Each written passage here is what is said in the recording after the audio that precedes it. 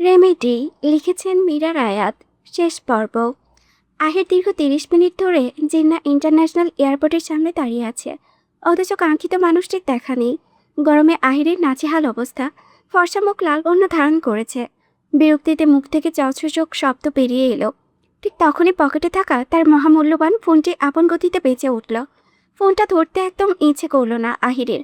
এই গরমে তার সবকিছু অসহ্য লাগছে। তবুও ফোন বের করে হাতে নিল। স্ক্রিনে ঝুমের নাম জলজল করছে। ভাইয়া। হুম। কোথায় আপনি? আর কতক্ষণ লাগবে আপনাদের? ঝুম অধৈর্য। সে আর শান্ত হয়ে বসতে পারছে না। জানি না ভাবি। ঝুম মিয়ে যাওয়া গলায় বলল, ওরা আসেনি এখনো? হুম। ওপাশ থেকে শব্দ এলো না আর।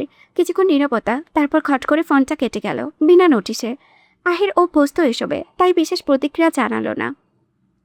প্রায় 10 মিনিট অপেক্ষার পর হঠাৎই বিকট কণ্ঠের চিৎকার ভেসে এলো। ওই রাজাকারের বাচ্চা। আহির চোখ তুলে দেখল অদূরে সাধারণ কামিজ পড়োয়া সিংসাম গরনের শ্রাবণী দাঁড়িয়ে হাত নাড়াচ্ছে। তার চিৎকারের শব্দে আশেপাশের মানুষজন কেমন করে তাকিয়ে দেখছে তাদের।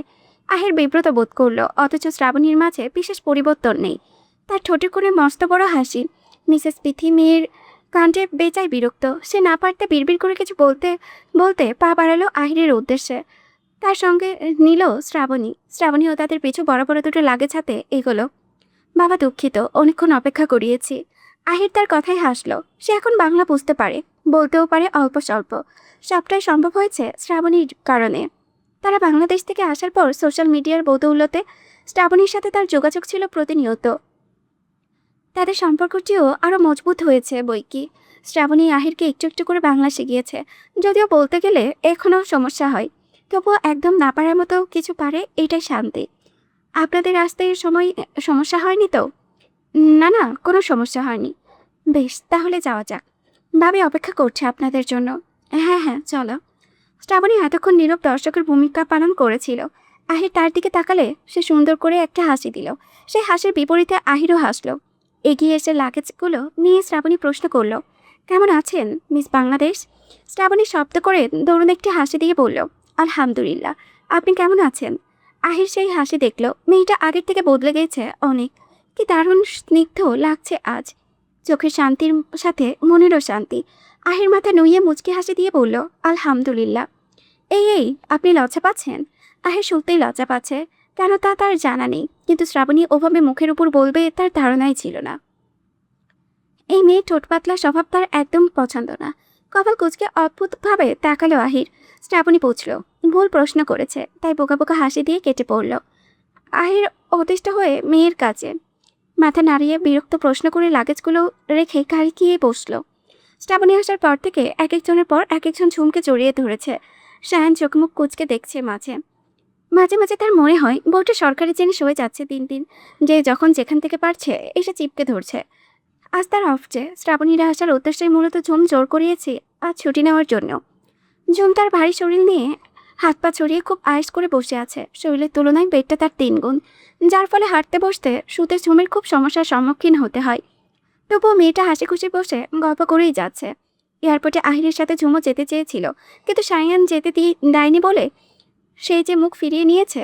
এখনও শায়ানের দিকে তাকাচ্ছেই না, অথচ সবার সাথে কী ভাব। শায়ান মেজাজ খারাপ করে নিয়ে ঝুমের হাব ভাব দেখে যাচ্ছে।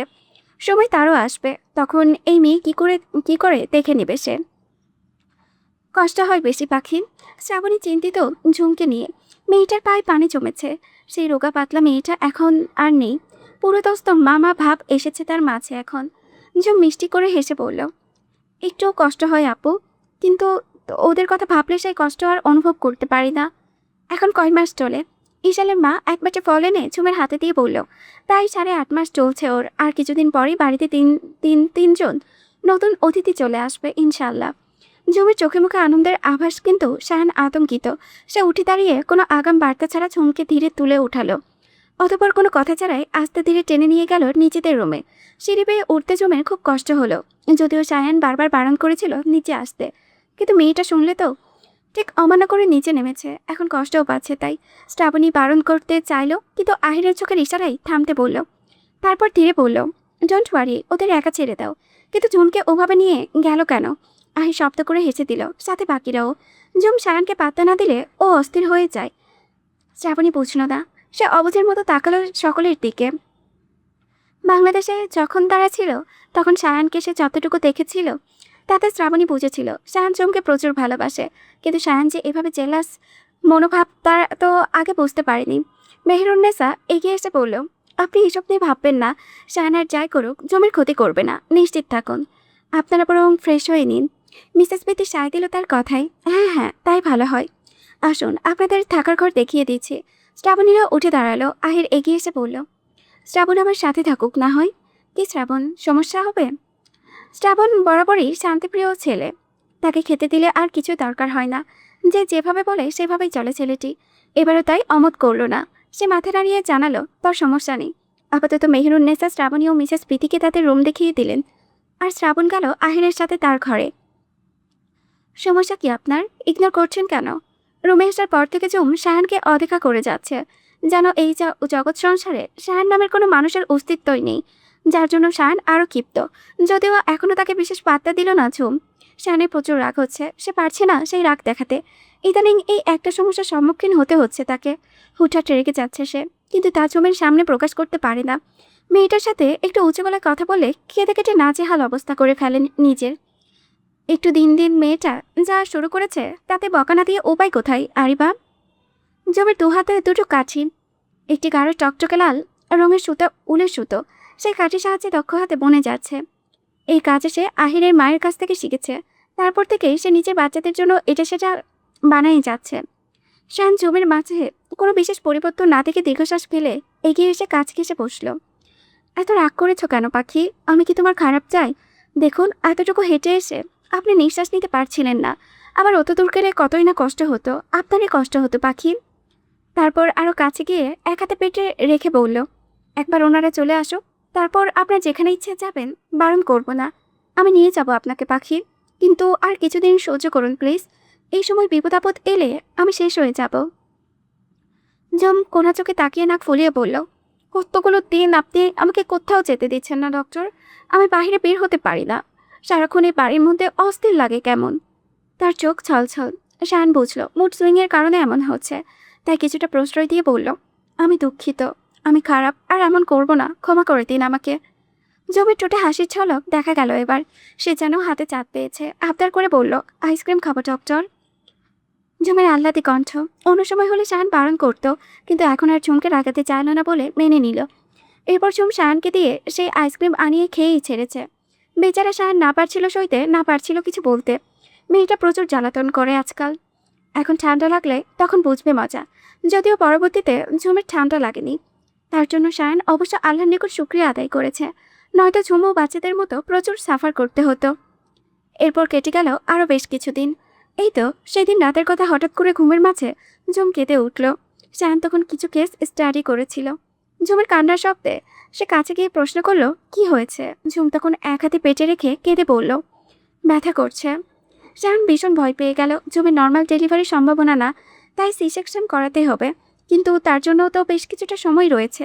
শায়ান দ্রুত ফোন হাতে নিয়ে আজকের ডেটটা দেখে নিল। 24 সেপ্টেম্বর, ভোর রাত 2টা।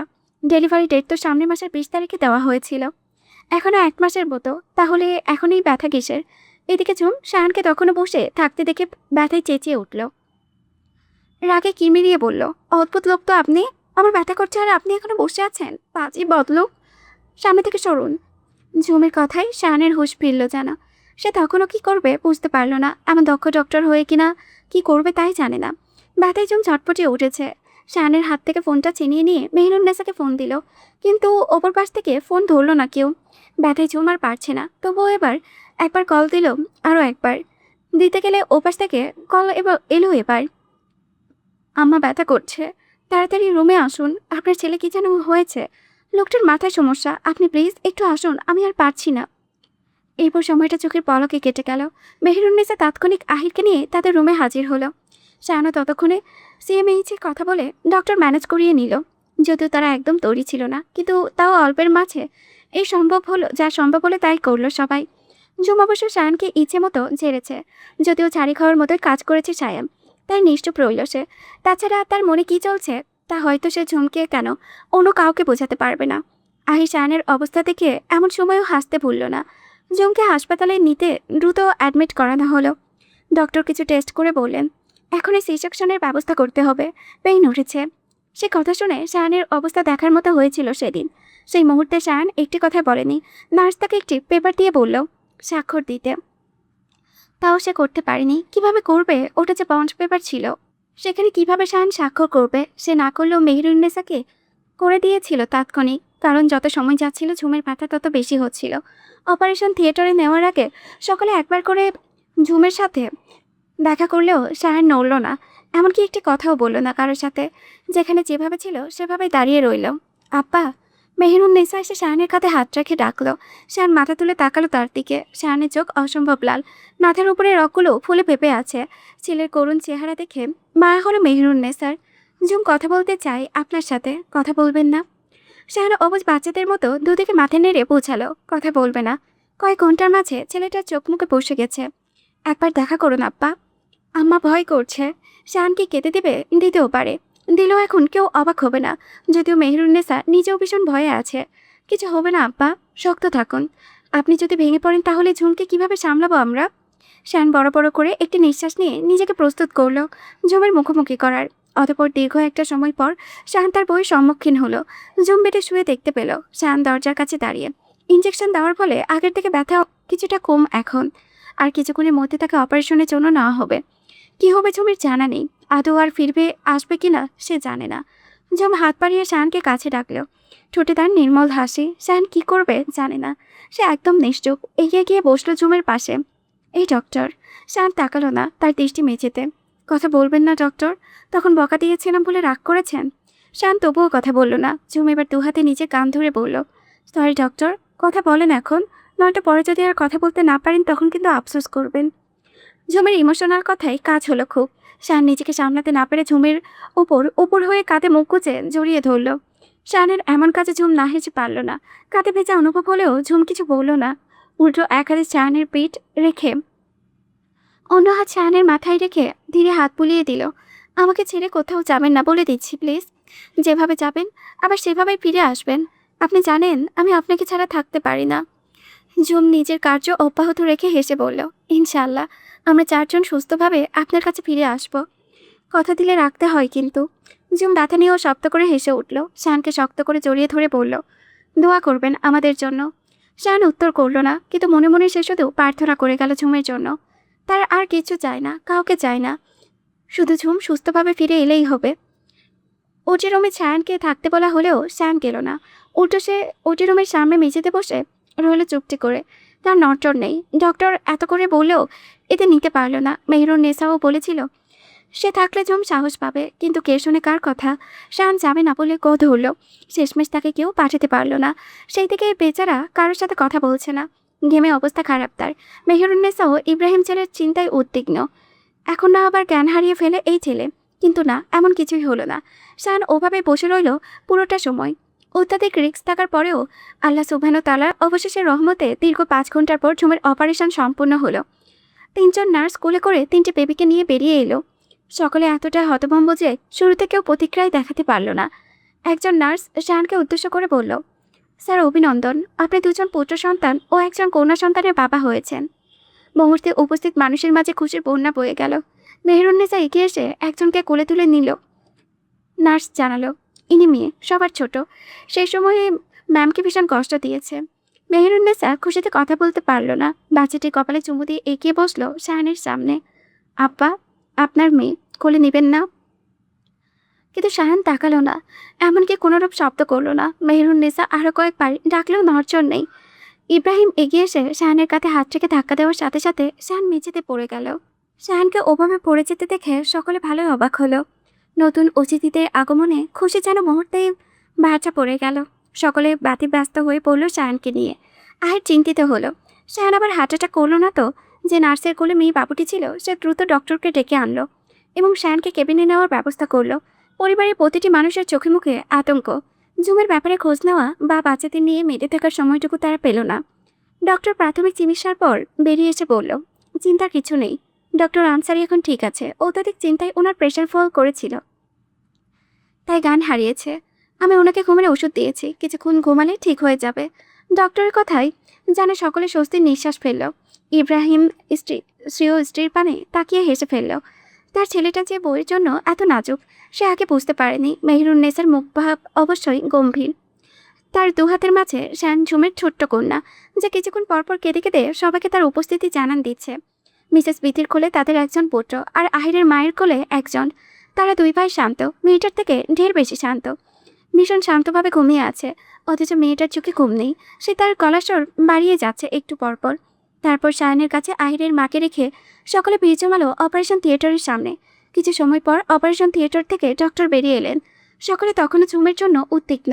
ডক্টর তাদের বললেন, মিসেস আনসারি এখনো জ্ঞান ফিরেনি। কিছু সময় অবজারভেশনে রেখে ওনাকে কেবিনে দেওয়া হবে। আপনারা চিন্তা করবেন না, উনি ঠিক আছেন এখন। যদিও হাই রিস্ক ছিল এবং শেষ পর্যায়ে আপনাদের হাতের বাইরে চলে গিয়েছিল সবটা। মিসেস আনসারিও রেসপন্স করছিল না তখন, কিন্তু আল্লাহ সুবহানাহু তাআলা রহমতে সব ভালোই ভালোই হয়েছে। এখন তেমন ভয় নেই, তবুও ওনার দিকে খেয়াল রাখবেন। আর হ্যাঁ, বাচ্চাদের জন্মের সময়ের ব্যবধান খুব বেশি নয়। প্রথম দুজনের জন্মের ব্যবধানের সময় 2 মিনিট, কিন্তু কন্যা সন্তানের জন্ম দিতে কিছু জটিলতা দেখা দিয়েছিল বলে সে 7 মিনিট পর দুনিয়াতে আসে। তাছাড়া ছেলে দুইজন থেকে মেয়েটি একটু বেশি দুর্বল, ওজনেও কম। এটা নর্মাল বিষয়। এক মায়ের গর্ভ ভাগাভাগি করে 3 ভাই বোনদের মাঝে একজন কম পুষ্টির অধিকার হয়। যাই হোক, তারা 4 জন সুস্থ আছে, এটাই অনেক। এরপর তিনি কিছুটা হেসে বলল, আমি ডক্টর আনসারি কথা শুনেছি। সত্যি বলতে গতবারের ঘটনার পর আমি কিছুটা আঁচ করেছিলাম এমন কিছুর, তাই খুব একটা অবাক হইনি। বরং উনি অজ্ঞান না হলে অবাক হতাম। পরিশেষে বলবো, আপনারা চিন্তা করবেন না, আল্লাহর কাছে প্রার্থনা করুন যেন দ্রুত তারা সুস্থ হয়ে যায়। ডক্টর তার কথা বলে চলে গেলেন। তার কথাই সকলে কিছুটা হলেও নিশ্চিন্ত হলো। এখন শুধু অপেক্ষা জুম দেখার পাওয়ার। এরপরে 2 ঘন্টা গেল নতুন অতিথিদের নিয়ে ব্যস্ততায়। ছেলে মেয়ে কেঁদে অস্থির, অথচ বাবা মায়ের খোঁজ নেই। জুমকে যখন কেবিনে দেওয়া হলো তখনও শাহানের জ্ঞান ফিরেনি। জুম কিছুটা দুর্বল হলেও সকলের সাথে সে কথা বলেছে। সে বাচ্চাদের দেখলেও ভালোভাবে কোলে নিতে পারেনি। মেহেরুন্নেসা একে একে 3 জনকে বুকের ওপর দিয়ে এসে জড়িয়ে ধরে কেঁদেছে। যদিও সি সেকশনের সময় ডক্টর বাচ্চাদের তার কাছে দিয়ে দিচ্ছিল, তখনও সে অঝোর ধারায় কেঁদেছে। এ যে এক অপ্রকাশিত সুখ। বাচ্চারাও মাকে পেয়ে চুপ করেছে। ঝুম শায়ানকে খুঁজল। ঈশাল বড় রসিয়ে রসিয়ে তার কীর্তিকলাপ বলেছে। সব শুনে ঝুম লজ্জায় তাকাতে পারছিল না তাদের কারো দিকে। পাগল লোকটা তাকে শান্তি দেবে না, এসবের কোনো মানে হয়? শায়ানের যখন জ্ঞান ফেলল তখন দুপুর গড়িয়ে প্রায় বিকেল। ঝুম বাচ্চাদের খাইয়ে মাত্র চোখ বন্ধ করেছিল, হঠাৎই হুড়মুড়িয়ে দরজা দিয়ে ঢুকলো শায়ান। পেছন পেছন আহিরও এলো। শায়ান আসতে মেহেরুন্নেসা তখন ঝুমের সাথেই ছিল। ছেলেকে দেখে সে উঠে দাঁড়ালো। কি হয়েছে আহির? আহির রুমে প্রবেশ করতে করতে বলল, জ্ঞান ফেরার পর 1 সেকেন্ডও অপেক্ষা করেনি। ডক্টর বলল নর্মাল চেক আপ করাবে, তাও ধৈর্য ধরেনি তার। সোজা এখানে চলে এসেছে। কতবার যে দুর্বলতার কারণে পড়তে নিয়েছে তার ঠিক নেই। ধরতে চাইলেও ধরতে দেয়নি। এসব পাগলামোর কোনো মানে হয়? জ্ঞান হারিয়ে পেটে পড়ে থাকতে কি আমরা বলেছিলাম? সামান্য বইয়ের বাচ্চা জন্ম দেওয়া দেখতে পারে না, এ নাকি আবার মিলিটারি ডক্টর। আশ্চর্য! তোমাকে চাকরি দিল কে শায়ান? দুনিয়াতে কি আর কারো বউ নেই? তাদের বউদের কি বাচ্চা হয় না? তোমার এই বারবার অজ্ঞান হওয়া আমি আর নিতে পারছি না। যেখানে বাচ্চাদের আসার খবরে আমরা আনন্দ করব, সেখানে তোমাকে নিয়ে ছুটতে হয়েছে। আহিরের কণ্ঠে বিরক্তি চুয়ে চুয়ে পড়েছে। বিরক্ত হওয়ারই কথা, জ্ঞান হারানোর একটা লিমিট থাকে। এমন দুর্বল হৃদয় নিয়ে বউকে জোর করে বিয়ে করলো কিভাবে, এটাই বুঝতে পারছে না আহির। শায়ান যদিও আহিরকে বিন্দুমাত্র পাত্তা দিল না, সে ঝুমের কাছে যেতে যেতে বলল, বিয়ে করো, তারপর বুঝবে আমার অবস্থা। বিয়ে না করলে বুঝবে কিভাবে? বিয়ের আগে সব ছেলেরাই এমন বড় বড় কথা বলে, যেমন তুমি বলছো। হাহ, ভাবা যায় এমন সময়েও এত বড় অপমান। কার জন্য সে এত কিছু করলো? বেইমান! আহির মেয়েদের মুখ ফুলিয়ে একপাশে দাঁড়িয়ে রইল। কথা বলবে না সে। শায়ানের সাথে মনে মনে প্রতিজ্ঞা নিল সে। যদিও সে জানে না কতক্ষণ এই কথা রাখতে পারবে। মেহেরুন্নেসা হেসে শায়ানের কাছে এসে 2 হাতে ছেলেকে জড়িয়ে ধরল। ভদ্রমহিলা যথেষ্ট লম্বা হওয়া সত্ত্বেও শায়ানের কাঁধ পর্যন্ত ঠাঁই পায়। খুবই স্নেহের সাথে কপালে চুমু খেয়ে চোখের কোণে পানি নিয়ে বলল, আমার আপ্পা এখন সত্যি 3টে ছানার আপ্পা হয়ে গিয়েছে। তখন তো দেখলেন না আপনার বাচ্চাদের, এখন দেখবেন না? শায়ান মাকে এক হাতে আগলে নিয়ে বলল, দেখবো আম্মা। আমার আমার আরিবা যাদের জন্য এত যুদ্ধ করলো, তাদের তো দেখতেই হবে। তার আগে ওনাকে একবার দেখে আসি। বুকের ভেতরে অস্থির অস্থির লাগছে খুব। কথাটা বলে আর অপেক্ষা করলো না, এগিয়ে গেল জমের নিকট। মেয়েটার বেডের সাথে মিশে ঘুমিয়ে আছে। পেটটা এখনো উঁচু, মুখের লাবণ্যতা কমে একরাশ অসুস্থতা ঘিরে ধরেছে। উঠবে না করেও শায়ান নিজেকে সামলাতে পারল না। কিছু সময় কথা না বলে মনটা স্থির হবে না তার। যা ভাবা তাই কাজ। জমের বেডের পাশে বসে সামান্য ঝুঁকে আসতে আর ডাকলো ঝমকে, আরিবা, আরিবা শুনছেন? আরিবা। আব্বা উনি মাত্র ঘুমিয়েছে, এতক্ষণ মাথায় ছটফট করেছে খুব। তার উপর বাচ্চাদের খাওয়ানো, ছেলে দুজন একদম ঝুমের ন্যাওটা হয়েছে। শায়ান অবাক হয়ে প্রশ্ন করলো, দুজন ছেলে? আহির এগিয়ে এসে দ্বিগুণ অবাক হয়ে বলল, হ্যাঁ দুজন। কেন, তুমি জানো না? শায়ান দুদিকে মাথা নেড়ে বলল, না, আমাকে কেউ কিছু বলেনি। মানে কি, তুমি তো তখন ওখানেই ছিলে যখন বাচ্চাদের নিয়ে এলো। শায়ানের দৃষ্টি ঝুমের দিকে ফিরিয়ে বলল, আমি জানি না। আহির হতবাক হয়ে বলল, তুমি কি তার আগেই জ্ঞান হারিয়েছিলে নাকি? শায়ান কোনো উত্তর দিল না। আহির তার উত্তর পেয়ে গেল। সে বাকরুদ্ধ, এই ছেলে এক পিস, এভাবে কিভাবে পারে? শায়ান ঝুমকে আর জাগালো না। সকলের সামনে লজ্জা লজ্জা বলে ঝুঁকে কাছাকাছি গিয়ে ঝুমের কপালে একটা গভীর চুমু খেয়ে উঠে পা বাড়ালো বাচ্চাদের দিকে। ঝুমের বেডের ঠিক পাশেই বড় চওড়া একটা বাচ্চাদের জন্য সাদা রঙের দোলনা। দোলনাটি শ্রাবণী কিনেছিল বাচ্চাদের জন্য। প্রত্যেকেরই কম বেশি বাচ্চাদের জন্য অনেক কিছু কিনেছে, যার দরুন ঝুম শায়ানকে এসব নিয়ে চিন্তা করতে হয়নি। এই বড় দোলনাটি শ্রাবণী আহিরকে নিয়ে অনেক খুঁজে কিনেছে, যেন একসাথে তিনজনকে রাখতে পারে। এখন এখানে আসার পর আহিরই সেটা নিয়ে এসেছে। শায়ান ধীর কদমে দোলনার কাছে গিয়ে দেখল তিনটে ছোট্ট সাদা পুতুল শুয়ে আছে। দুজন ঘুমিয়ে থাকলেও একজন চোখ মেলে পিটপিট করে তাকাচ্ছে। শায়ানের যে কেমন অনুভূতি হলো সে নিজেও বলতে পারছে না। হাঁটু করে দোলনার পাশে বসে একে একে তিনজনকে ছুঁয়ে দিল আলতো হাতে। ইস, কি অদ্ভুত অনুভূতি! মেহেরুন্নেসা এগিয়ে এসে জেগে থাকা বাবুকে কোলে তুলে শায়ানের কোলে দিল। শায়ানের হাত কাঁপছে তখনও। সে একজন ডক্টর, এমন ছোট বাচ্চা এর আগে বহুবার কোলে নিয়েছে, অথচ নিজের বাচ্চাকে কোলে নেওয়ার সময় তার ভয় করেছে। কি এক সময় এলো তার জীবনে, বাচ্চাটাকে কোলে নিয়ে এমনভাবে ধরে রইল যেন পরে গিয়ে ব্যথা না পাই। ছোট্ট শরীরটা এতটা নরম, তার শক্ত হাতের জন্য কি ব্যথা পাচ্ছে? শায়ান একটু হালকা করে ধরল।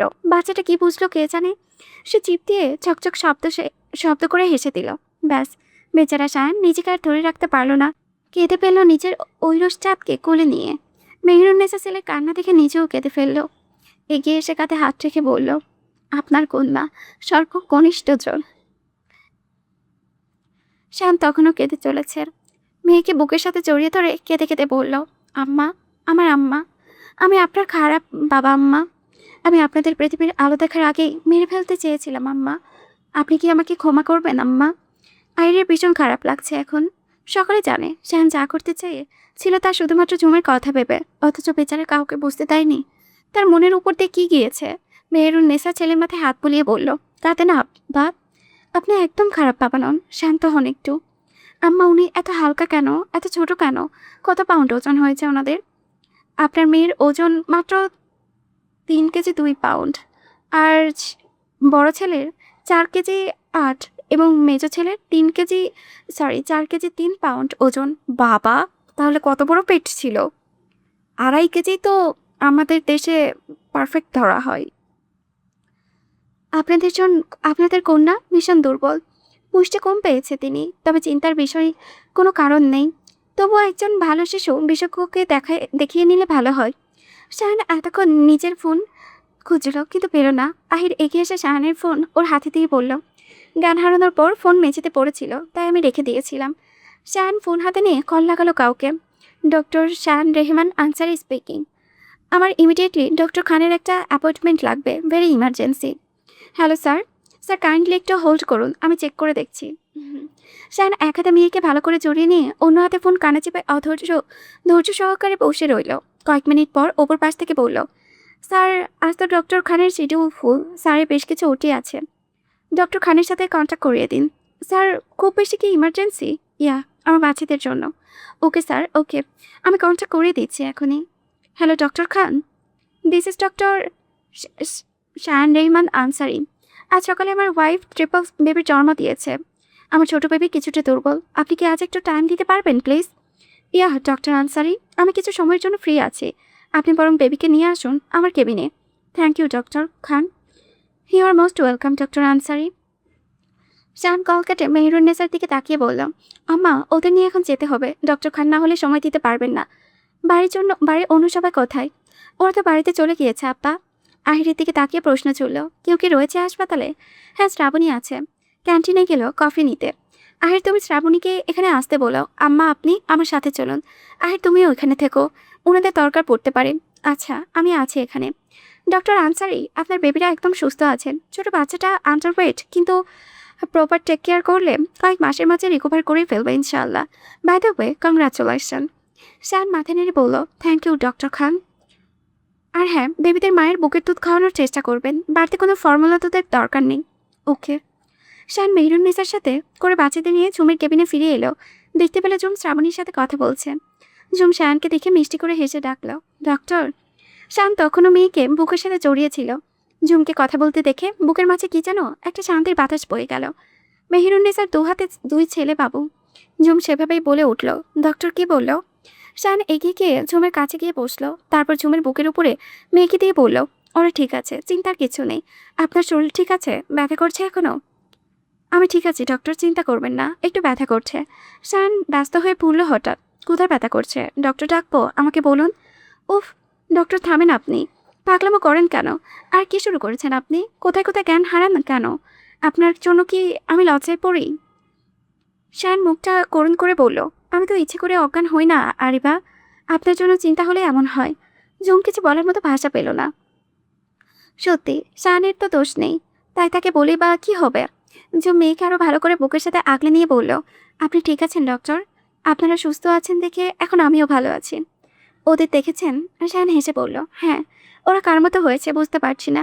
জুম মেয়েকে দেখিয়ে বলল, সে তো আপনার মতো সুন্দর হয়েছে ডক্টর, তার চোখ দুটো আপনার মতো দেখুন। শান অবাক হয়ে বলল, সত্যি? যেন এই এক অবিশ্বাস্য কথা। জুম মেয়েকে দু হাতের সাহায্যে উপরে তুলে দেখালো। শান অবশ্য কিছুই বুঝলো না, তবুও দেখল। তারপর ঝুমের দিকে তাকিয়ে মিশন নরম করছে বলে বসল, আমি দুঃখিত আরিবা। ঝুম রোজে তাকিয়ে রইল তার দিকে। শান তাকালো না ঝুমের দিকে, কিছুটা ইতস্তত করলো। মেহরুন্নেসা ছেলের দুজনকে খুব সাবধানে দোলনায় রেখে শ্রাবণী আর আহিরকে ইশারায় যেতে বলে নিজেও চলে গেল। তার পিছু পিছু একে একে তারা দুজনই চলে গেল। রুমে রয়ে গেল শায়ানরা পাঁচজন। শায়ানকে চুপ করে থাকতে দেখে ঝুম শায়ানের হাত ধরে রেখে বলল, কি হয়েছে ডক্টর?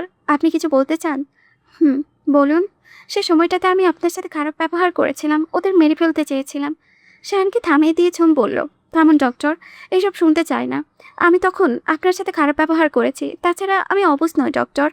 কেন আপনি এমন সিদ্ধান্ত নিয়েছিলেন তা বোঝার মতো বুদ্ধি হয়েছে আমার। আমাকে থামাবেন না প্লিজ, বলতে দিন। ধন্যবাদ বাকি তিনটি ফুলকে আমার জীবনে এনে দেওয়ার জন্য। আপনি জানেন না, তখন বুকে পাথর রেখে ওই সিদ্ধান্ত নিয়েছিলাম আমি। আপনার আমার কাছে আপনি ছাড়া কিছুই তখন গুরুত্বপূর্ণ ছিল না। অন্য কোনো পথ থাকলে আমি ওই কথা ভাবতাম না। আপনাকে আমি কি বলে ধন্যবাদ জানাবো আমি জানি না। যদি আপনি আমার জীবনের বাঁচি রেখে ওদের দুনিয়ায় আনার সিদ্ধান্ত না নিতেন, তাহলে কি হতো? ভেবেই নিজেকে নিষ্ঠুর পাষাণ খারাপ লোক মনে হচ্ছে। ওরা যখন জানতে পারবে ওদের বাবা ওদের মারতে চেয়েছিল, তখন কতটাই না ঘৃণা করবে আমায়। এসব কি বলছেন ডক্টর? এমন কিছুই হবে না। ওরা জানে ওদের বাবা যা করেছিল তা ওদের মাকে বাঁচানোর জন্য করেছিল। সুতরাং আপনাকে ওরা ঘৃণা নয়, সম্মান করবে। আমি তো আমার দুই ছেলেকে আপনার মতো বউকে আর মাকে ভালোবাসতে শেখাবো। শেষের কথাটি ভীষণ গর্ব করে বলল ঝুম। শায়ান নির্বিশেষে অপলক তাকিয়ে রইল ঝুমের দিকে। ঝুম ভ্রু নাচিয়ে প্রশ্ন করল, কি দেখছেন? শায়ান ঝুঁকে পড়ল ঝুমের ওপরে, একটু চুমু খায় আপনাকে? ঝুম হকচকিয়ে উঠল। বুকের সাথে লেপটে ঘুমিয়ে থাকা মেয়েটিকে একবার দেখে নিয়ে বলল, আহ ডক্টর, মেয়ে আমার চ্যাপটা ভর্তা হয়ে যাবে, সরুন আপনি। শায়ান নড়ল না, তবে বুকের কাজটাই কিছুটা দূরে রেখে বলল, কিছুই হবে না, খাই একটা চুমু। ঝুমের 3 দিন পর হাসপাতাল থেকে ডিসচার্জ দেওয়া হলো। পরিবারের অর্ধেক মানুষ তখন ঝুম ও বাবুদের নিতে হাজির। একটা গাড়িতে পরিবারের অন্যান্য সদস্যদের সাথে বাচ্চাদের পাঠিয়ে দিয়ে অন্য গাড়িতে শায়ান নিচে ঝুমকে নিয়ে বসলো। গাড়ি ড্রাইভিংয়ের দায়িত্বটা বরাবরের মতো আহির নিচে কাঁধে নিয়ে নিল। তার পাশে শ্রাবণী বসে আছে, যে একদমটাও চুপ নেই। সিটের ওপর পা তুলে পিছু পিছু ঝুমের সাথে ননস্টপ বকবক করেই যাচ্ছে। ঝুম অবশ্য তেমন কিছু বলছে না, শুধু শুনে যাচ্ছে। শায়ান এক হাতে ঝুমের কাজ ছড়িয়ে নিয়ে ঝুমের মাথাটা নিচে বুকের সাথে লাগিয়ে আয়েশ করে বসিয়ে দিল, যাতে করে ঝুমের কষ্ট না হয়। এরপর আহিরকে শাসিয়ে বলল, গাড়ি স্পিড কমিয়ে চালাবে। আমার বউ ব্যথা পেলে তোমার খবর আছে। আহির মাথাটা ঘুরিয়ে শায়ানের দিকে অদ্ভুত দৃষ্টিতে তাকালো। এই ছেলের কাজে আজকাল ভীষণ রকম বিরক্ত হয়। ওর ওভাবে তাকানো দেখে মনে হলো পারলে ছেলেটা শায়ানকে কাঁচা চিবিয়ে খাবে। ঝুম অতিষ্ঠ হয়ে শায়ানের বুকে চিমটি কাটলো। শায়ান যদিও প্রতিক্রিয়া করলো না, তবে ঝুমের হাতটা নিজের হাতের মুঠোয় নিয়ে বলল, কি? ঝুম হাত ছাড়াতে চাইলো, কিন্তু বিশেষ সুবিধা করতে পারলো না। অতঃপর চোখমুখ কুঁচকে বলল, কি শুরু করেছেন আপনি? ভাইয়া বোঝে না নাকি? হাত ছাড়ুন। সবকিছুতে আপনার বেশি বেশি করতে ভালোই লাগে, তাই না? শায়ান ঝুমের কথা মুঠেও আমলে নিল না। সে আরও ভালোভাবে ঝুমকে জড়িয়ে ধরে সিটের সাথে শরীর এলিয়ে দিল। শ্রাবণী এদের খুনছুটি ভীষণ এনজয় করে। আজ দীর্ঘ 20 দিনের মতো হলো তারা পাকিস্তানে এসেছে। শীঘ্রই তারা বাংলাদেশে ফিরে যাবে বলে মনস্থির করেছে। শায়নের কথা আহির খুবই গুরুত্বের সাথে পালন করেছে, যার দরুন তাদের পৌঁছাতে অনেক বেশি দেরি হয়ে গেল। ঝুম মাঝে একবার ঘুমিয়েও নিয়েছে, এত জ্যামও ছিল প্রচুর। তারা যখন বাড়িতে প্রবেশ করলো তখন বসার ঘরে এলাহি কাণ্ড। ঝুম ঘুমে ডুলো অবস্থায় সোফার একপাশে গিয়ে বসলো। ঈশাল বাচ্চাদের এটা সেটা বলেই যাচ্ছে। তার উদ্ভট কথা শুনে বাচ্চারা সব থেকে কেঁদে উঠল। শাহানুর কাজে বেচাই নারাজ, তার ছেলে মেয়েকে বিরক্ত করা কিছুতেই মেনে নিতে পারল না। সে গম্ভীর গলায় ঈশালকে বলল, ওদের বিরক্ত করছেন কেন? আমার বইয়ের মাথা খেয়ে মন ভরেনি আপনার? এখন আমার বাচ্চাদের পিছনে লেগেছেন। ঈশাল শাহানের এরূপ কথায় মুখ ফুলিয়ে ফেলল, কিন্তু বাকিরা সবাই হেসে দিল। এর মাঝে শাহানের দাদা চান বলে উঠল, বড় দাদু ভাই, আপনারা কি বাচ্চাদের আকিকা নিয়ে কিছু ভেবেছেন? ঝুম এবার মুখ তুলে তাকালো শাহানের পানে, অধীর আগ্রহে তাকিয়ে রইল তার উত্তরে আসায়। শাহান ঝুমকে এক পলক দেখে নিয়ে গলার স্বর নামিয়ে বলল, হ্যাঁ দাদা যান, ওনাদের জন্মের 7 দিনের দিনটাতেই দিতে চাচ্ছিলাম আপনাদের অনুমতি থাকলে, এবং সেই দিনটি শুক্রবার পরে। আলহামদুলিল্লাহ, বাহ, উত্তম সিদ্ধান্ত। তাহলে সেইভাবে প্রস্তুত নেওয়া হোক। জি দাদা যান। এ পর্যায়ে ইব্রাহিম বলে উঠল, আমার কিছু বলার আছে শায়ান। শায়ান তার বাবার পানে তাকিয়ে বিনম্র স্বরে বলল, জি আপ্পা বলুন। আমি আর আপনার আম্মা চাচ্ছিলাম আকিকাকে আপনার সাথে সামিল হতে। শায়ান কিছুটা চিন্তিত স্বরে বলল, কিন্তু আব্বা, আকিকার দায়িত্ব তো বাবার উপর থাকে। ইব্রাহিম কাছে এসে ছেলে কাঁধে হাত রেখে হেসে বলল, সে আমি জানি শায়ান, সেই দায়িত্ব আপনার উপরেই থাকবে। আমি আর আপনার আম্মা ভেবেছি বাচ্চাদের চুল পরিমাণ দান সদকা আমরাই করব। শায়ান এবার জমির দিকে তাকালো, চোখের ইশারায় জানতে চাইলো তার মতামত। জম হেসে সায় জানালো, শায়ানও আর অমত করলো না। তারপর সকলে মিলে সিদ্ধান্ত নিল, শায়ান বাচ্চাদের আকিকার ব্যবস্থা করলেও বাড়ির অন্যান্য সদস্যরা একত্রিত হয়ে দান সদকা দিবেন। অনেক হয়েছে আহির, এবার আপনি বের হন আমাদের রুম থেকে। বাড়িতে ফেরার পর থেকে শায়ান ঝুমকে 1 মিনিটের জন্য একা পায়নি। সর্বক্ষণ কেউ না কেউ থেকেছে তাদের আশেপাশে। এখন রাত, তারা বেশ কিছুক্ষণ হলো রাতের খাবার শেষ করেছে। ঝুম শারীরিক অবস্থা কথা মাথায় রেখে তাদের খাবারের ব্যবস্থা করে শায়ানের ঘরেই করা হয়েছিল। খাবার শেষ হওয়ার পর থেকেই যে আহির এসে বাচ্চাদের পাশে হাত পা গুটিয়ে বসেছে, ওটার নাম নেই। এতে শায়ান ধৈর্য হারিয়ে ফেলল। ফলস্বরূপ উক্ত কথাগুলো বলতেও একবার ভাবল না সে। আহির চোখ মুখ তুলে বলল, পারবো না, আমি আর যেতে হলে বাবুদের সাথে করে নিয়ে যাব। আর বাচ্চাদের নিয়ে যাবে মানে? কি সাংঘাতিক কথা। শায়ান রেগে মেগে তেড়ে এলো ওর দিকে। ফাঁসলামো পেয়েছ? বাচ্চাদের কোথাও দেব না। আর তুমি হয়তো ভুলে যাচ্ছ, আরিফা অসুস্থ, ওনার বিশ্রাম দরকার। আহির এ পর্যায়ে ঝুমের দিকে তাকালো। মেয়েটার অসুস্থতার কারণে নুয়ে পড়েছে, চোখে মুখে ক্লান্তি স্পষ্ট, হয়তো ঘুমাতে চাই। অন্য সময় হলে শায়ানের সাথে সে তর্ক করতে ভুলতো না, কিন্তু ব্যাপার যখন ঝুমকে নিয়ে তখন সে আর কথা বাড়ল না। বাচ্চাদের কপালে চুমু খেয়ে শায়ানকে শাসিয়ে বলল, দিন এখন তোমার, তাই যা ইচ্ছে করে নাও। আজ ছেড়ে দিচ্ছি, কিন্তু কাল দেখে নেব। কথাগুলো বলে বড় বড় পা ফেলে সে হারিয়ে গেল। শাহান অতিষ্ঠ হওয়ার ভঙ্গিতে মাথা নাড়িয়ে পা বাড়ালো দরজার দিকে। তারপর হালকা শব্দ করে দরজা বন্ধ করে এগিয়ে এলো ঝুমের দিকে।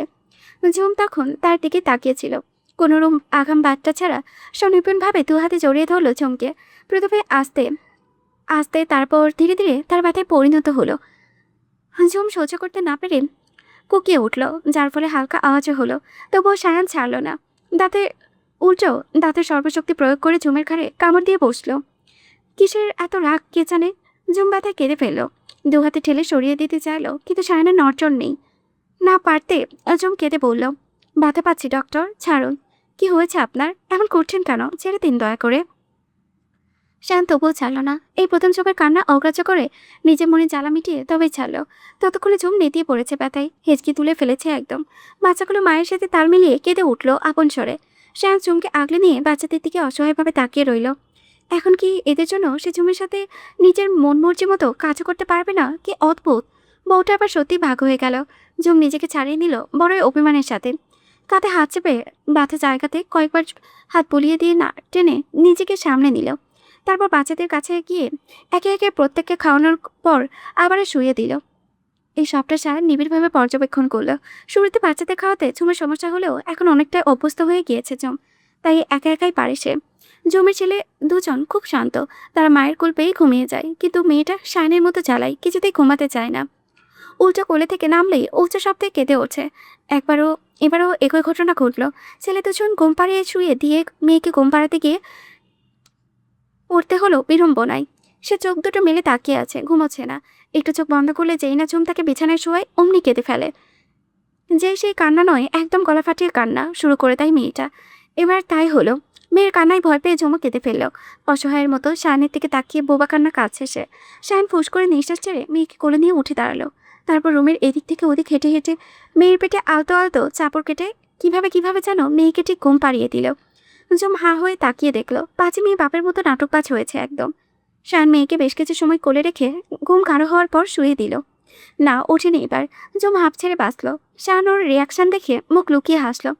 তারপর খুব সাবধানে ঝুমের কাছে গিয়ে বসে ঝুমকে নিজের দিকে টেনে নিল। ঝুম অভিমানের চোখে একবার তাকিয়ে মুখ ফিরিয়ে নিল। এতেই বেজায় চটল শায়ান।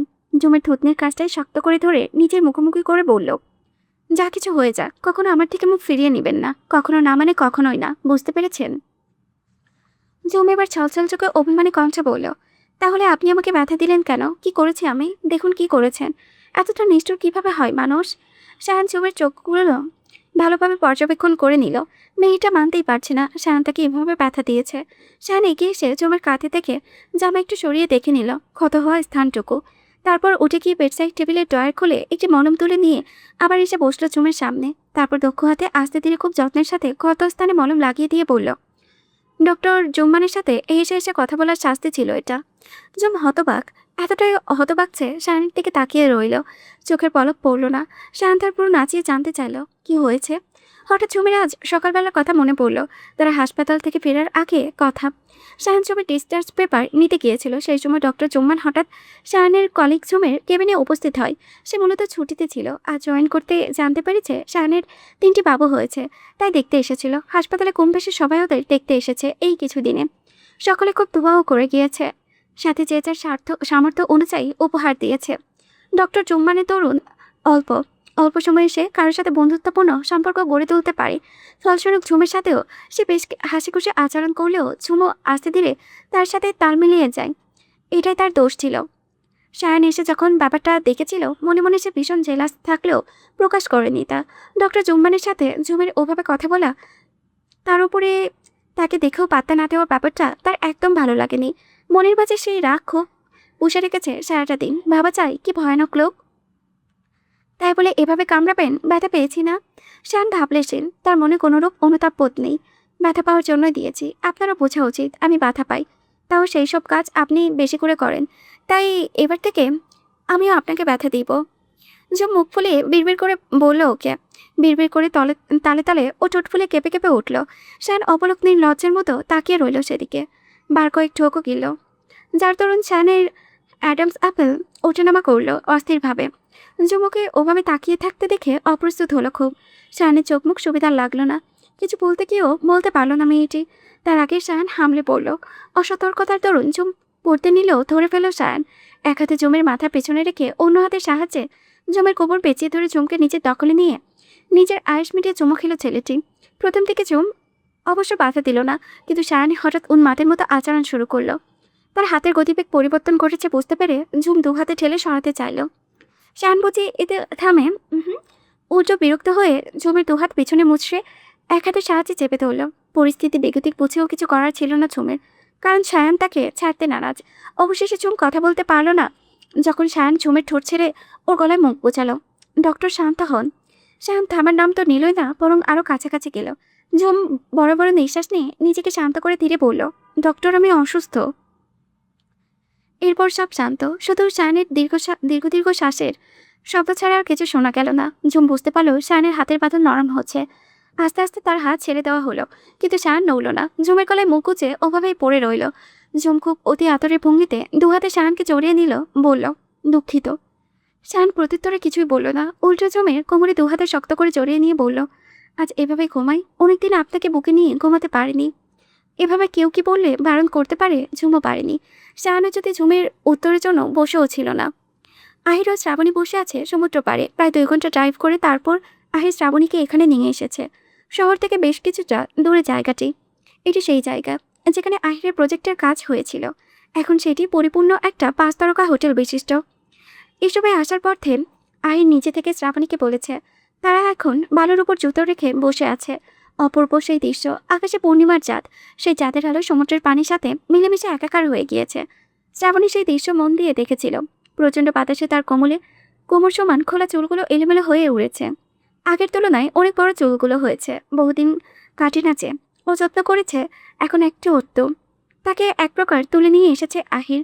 অথচ এখানে এসে একদম নিষ্ঠুর মানুষটা। শ্রাবণী দৃষ্টি ফিরে আহিরের দিকে নিল। হঠাৎ এত রাত এখানে নিয়ে এলেন যে? কেউ জানতে পারলে যদি কিছু মনে করে। আহির অদূরে তাকিয়েছিল। শ্রাবণীর প্রশ্নেও তার দৃষ্টি নড়চড় হলো না। স্নিগ্ধ মোলায়েম কণ্ঠে বলল, যারা খুব ইচ্ছে ছিল বিয়ের পর এভাবে হঠাৎ রাতের বেলা কাউকে কিছু না বলে বেরিয়ে এসে সমুদ্র বিলাস করবে। শ্রাবণী নিঃশব্দ হাসলো। মেয়েটার এত কথা শুনেছে যে সামনে থেকে দেখার ইচ্ছা তীব্র থেকে তীব্র হচ্ছে। আপনার মন খারাপ? হুম। তাহলে এখানে এলেন কেন, তাও আমাকে নিয়ে? এবার আহিরের দৃষ্টি শ্রাবণীর উপর দিল।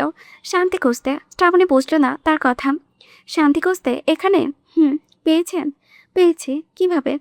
আহির হাসলো। শ্রাবণী অবাক হয়ে সেই হাসি দেখল, যাদের আলোতে আহিরকে স্বর্গীয় সৌন্দর্যের প্রতীক লাগছে। একটি ছেলের হাসি এতটা অপূর্ব হয় জানা ছিল না তার। অবিশ্বাস্য হলেও সত্য যে তোমার আশেপাশে আমি শান্তি খুঁজে প্রায় শ্রাবণী। শ্রাবণী ভীষণ অপ্রস্তুত অনুভব করলো। এ কেমন কথা? সে জোর করে একটু হাসার চেষ্টা করেও সফল হলো না। আহির বুঝল তা। বিসি শ্রাবণী, অপ্রস্তুত হতে হবে না। আমাদের জীবনে কিছু মানুষ, বা বলতে পারো কিছু বন্ধু থাকে, যারা আমাদের শান্তির কারণ হয়ে দাঁড়ায়। আমার কাছে তুমি তেমন। শ্রাবণী এবার মন থেকে হাসলো।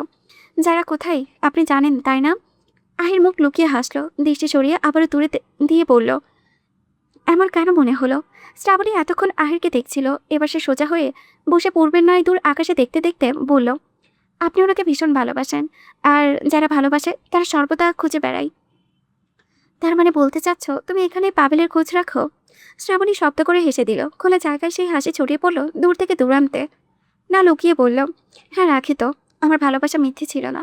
ওরা ভালো খারাপ উভয় ব্যাপারেই খোঁজ রাখি। আহির মাথা নুয়ে দীর্ঘশ্বাস ফেলল। বলল, যারা ওর হাজব্যান্ডের সাথে ইউএসএ আছে। জানো কিছুদিন আগে ওর একটি মেয়ে হয়েছে। আর বিষণ্ণ উৎফুল্লের বিষয় নিয়ে বলল আহির, কি ভীষণ ভালোবাসা। আর আজ ওর জন্মদিন।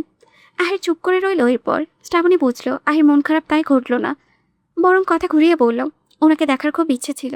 কেন জানি না, হয়তো এমনিই দেখতে ইচ্ছে করলো। বাচ্চাদের আকিকার দিন। কাল রাত থেকে শাহের কোনো খোঁজ নেই। সে ভীষণ ব্যস্ত, তার ব্যস্ততার শেষ নেই। 3 ছেলে মেয়ের আকিকা বলে কথা। আজ বাড়ির প্রতিটি সদস্য ব্যস্ত, যে যার মতো কাছে হাত লাগাচ্ছে। সে এক এলাহি কাণ্ড। অনেক মানুষ আসবে, তাছাড়া মিলাদ মাহফিলের ব্যবস্থাও করা হয়েছে। সকালে নিজ নিজ ব্যস্ততা ফেলে বাচ্চাদের জন্য সময় বের করে আসবে। তাই শায়ন চাচ্ছে সবকিছু সুন্দর ও সুনিপুণ হোক, কোথাও যেন কোনো জোট ত্রুটি না থাকে। সকাল থেকে ঝুমা অবশ্য ব্যস্ত, যদিও সে কোনো কাজে ব্যস্ত নয়। সে তার বাচ্চাদের দিয়ে মহাব্যস্ত। বাচ্চা সামলানো যতটা সহজ ভেবেছিল ততটা সহজ একদম লাগছে না। হাড় জ্বালিয়ে খাচ্ছে পাঁচিগুলো। তার উপর কাল শায়ন বাহিরে থাকায় ওদের সামলাতে ভীষণ বেগ পোহাতে হয়েছে। মেহেরুন নেশা অবশ্য সাথে ছিল পুরোটা রাত, কিন্তু তাতে কি, মেয়ে হয়েছে বাবা ভক্ত। এই 7 দিনে ভালোই চিনে ফেলেছে শায়নকে, যার দরুন কাল সারা রাত না নিচে ঘুমিয়েছে আর না ঝুমকে ঘুমাতে দিয়েছে। ঝুম শাড়ির আঁচল কাঁধে তুলে বেটে ঘুমানো মেয়ের দিকে তাকালো, যে এখন নিশ্চিন্তে হাত পা ছড়িয়ে ঘুমোচ্ছে। ঝুম লক্ষ্য করলো মেয়েটা ঘুমের ভঙ্গিও শায়নের মতো। ঝুম নিজের চোখ বড় বড় করে ছোট ছোট করে তাকিয়ে বিড়বিড় করলো, শায়নের বাচ্চা একটা। মেয়ে এতক্ষণ যাবৎ ঘুমিয়েছিল। ঝুম এতটাই আসতে বলেছে যে সে ছাড়া দ্বিতীয় কেউ থাকলেও শুনতে পাবে না তার কথাটি। তবুও তাকে আশ্চর্যের চরম সীমানায় পৌঁছে দিয়ে তার সন্তানদের ছোট্ট মেয়েটি বিকট গলায় কেঁদে উঠল। ঝুম হকচকে উঠল, শাড়ির সামনে ছুট লাগালো মেয়ের কাছে। এই মুহূর্তে কয়েক মুহূর্তের মাঝে মেয়েটি কেঁদে মুখ লাল করে ফেলেছে। ভাগ্য ভালো ছেলে দুজন এখানে নেই। ইশাল ও মিশাল এসে তাদের নিয়ে গিয়েছে, নয়তো এই মেয়ের যা গলা দেখা যেত। এর জন্য বাকি দুজনও কেঁদে ফেলেছে। এমন ঘটনা হরহামেশা হয়ে থাকে। ঝুম মেয়েদের কাছে গিয়ে বসে দেখল বাচ্চাটি এক হাতে নিজের মাথা সবাই একটু বড় হওয়া চুলগুলো মুঠোয় ধরে চেঁচিয়ে কাছে, আর অন্য হাতে পরনের সুতি জামাটি ধরে আছে। ঝুম এই অবস্থা থেকে অসহায় বোধ করলো। কার মতো হয়েছে এই বজ্জাতটা, নিজেকে মেরে এখন নাটক করছে যেন কি না কি হয়েছে। ঝুম পস করে নিঃশ্বাস ছেড়ে আলতো হাতে মাথার চুল ছাড়াতে চাইল, কিন্তু মেয়ে তার ছাড়তে নারাজ। আবার কান্নাও তার থামছে না, বরং ক্ষণে ক্ষণে বেড়েই চলেছে। ঝুম বিপাকে পড়েছে। বাড়ি ভর্তি অতিথি, তারা যদি শুনে ফেলে কি ভাববে। বার কয়েকজন চেষ্টা করলো, বুঝলো, তারপরও কাজ না হয় এবার নিজেই কেঁদে ফেললো। ব্যাস, মেয়ে চুপ, একদম ঠান্ডা। ওদিকে ঝুম নাক টেনে টেনে মেয়েকে বকেই যাচ্ছে। পাজি মেয়ে বাপের মতো হয়েছেন, হাড়গোড় জ্বালিয়ে খাচ্ছেন। আবার ভাইদের মতো শান্ত হতে পারেননি? এত জেদ কিসের বাপের মতো? একদম আমার হাসপাতালে গিয়ে রেখে আসবো বলে দিলাম। আর যদি জ্বালাতন করেন তো, দুষ্টু মেয়ে একটা, বলে চোখ রাঙালো ঝুম। কিন্তু মেয়েটা কিছুই বুঝলে তো। বাচ্চাটি ফ্যালফাল করে তাকিয়ে মায়ের কান্না দেখে গেল।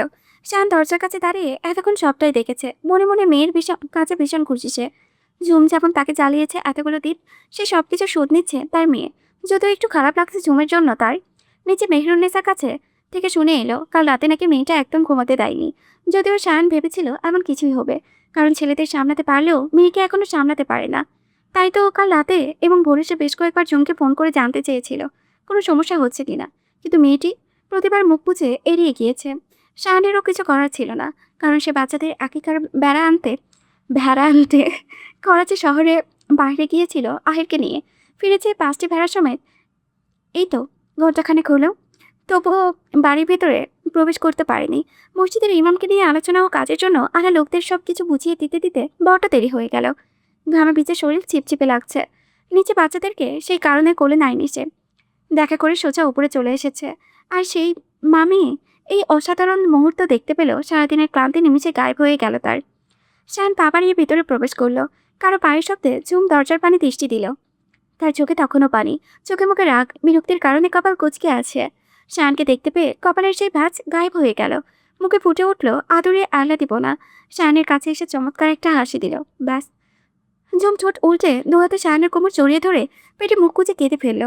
কাল রাত থেকে লোকটাকে দেখেনি ঝুম, খুব বেশি মিস করেছে। শান হেসে ঝুমের মাথায় হাতটাকে বলল, আমি কেমেই আছি পাখি, শরীর থেকে দুর্গন্ধ আসছে, ফ্রেশ হয়ে আসি আগে, দেখি চলুন। হুম। শান বিশেষ কিছু বলল না, প্রশ্রয় দিল ঝুমকে। বেশ কিছুক্ষণ পর বলল, সবাই চলে এসেছে পাখি, এখন তৈরি না হলে দেরি হয়ে যাবে, নামাজেও তো যেতে হবে তাই না? কথাগুলো বলে সে মেয়ের দিকে তাকিয়ে হাসলো। বাচ্চাটি তাদের দিকে তাকিয়ে শান্তভাবে।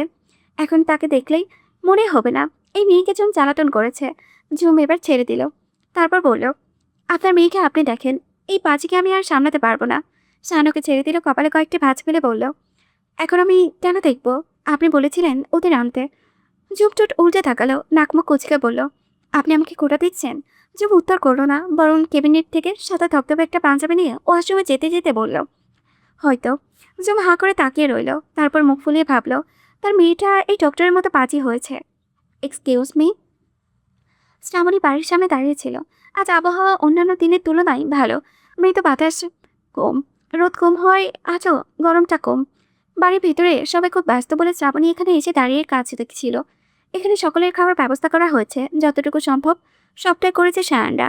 আজ শ্রাবণী পাকিস্তানি কুর্তি কামিজ পরেছে। সাধারণ কাজ করা এই পোশাকটিতে তাকে অসাধারণ লাগছে। কোমর সময় চুলগুলো দু হাতের সাহায্যে খোপা করতে করতে আশপাশটা দেখছিল সে।